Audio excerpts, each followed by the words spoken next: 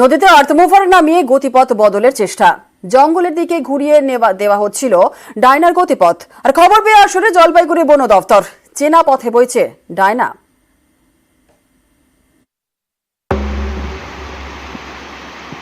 জলপাইগুড়ির ডায়না নদী লাগাতার বৃষ্টিতে জল বেড়েছে।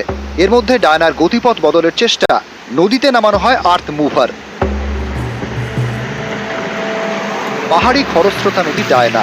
নদীর নিচে পাথরের ওপরেই নজর অসাধু ব্যবসায়ীদের, তাই নদীর গতিপথ বদলের চেষ্টা। ভুটান পাহাড় থেকে বয়ে আসে ডায়না, পাশেই ডায়না রিজার্ভ ফরেস্ট। গতিপথ বদলের জেরে জঙ্গলের দিকে চলে যাচ্ছে ডায়না। এর ফলে জঙ্গল প্লাবিত হওয়ার আশঙ্কা, বন ও বন্যপ্রাণের ক্ষতির আশঙ্কা। ডায়না নদীতে যে পোকলিন আর জিসিপির দ্বারা কে বা কারা নদীর গতিবিধিটাকে চেঞ্জ করছে, এবং এই গতিবিধিটা চেঞ্জ হলে ঠিক ডায়নার জঙ্গলে জলের স্পিডটা ডায়নার জঙ্গলের দিকে যাবে। সেখানে একটা ক্ষতি হতে পারে, সেখানে বন্যপ্রাণীদেরও ক্ষতি হতে পারে, বা গ্রামে জল ঢুকে যেতে পারে, জঙ্গলে ঢুকে যেতে পারে। ডুয়ার্সের বিভিন্ন এলাকায় নদী থেকে বালি পাথর তোলার অভিযোগ উঠেছে। নদীর গতিপথ বদলের জেরে বিভিন্ন সময়ে বিপত্তিও হয়েছে।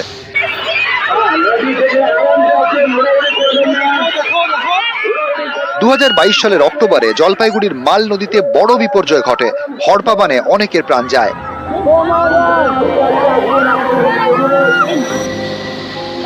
তারপরেও ডুয়ার্সে হুঁশ ফেরেনি। এবার ডায়নার গতিপথ বদলের চেষ্টা। ভরা বর্ষায় নদীতে নামানো হয় আর্থ মুভার। খবর পেয়ে আশ্রয় নামে বন দপ্তর। বন্ধ করা হয় নদীর গতিপথ পরিবর্তনের কাজ।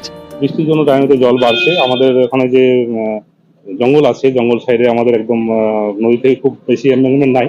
ওটা যে কোনো সময় জল ঢুকে যায় নদীতে। ওটা কোনো একটা বিচ্ছিন্ন ঘটনা হয়েছিল, আপনারা যেটা বলছেন ওটা বিচ্ছিন্ন ঘটনা যে কেউ একজন পাশে একটা শ্মশান আছে, হয়তো ওখানে কোনো কারণে সুবিধার জন্য করছিল। ওটাকে আমি অলরেডি ওটা পাঠিয়ে দিয়ে ওটা বন্ধ হয়ে গেছে, উঠেও গেছে, ওখান থেকে চলে গেছে। জলপাইগুড়ি থেকে রকি চৌধুরী, নিউজ 18 বাংলা।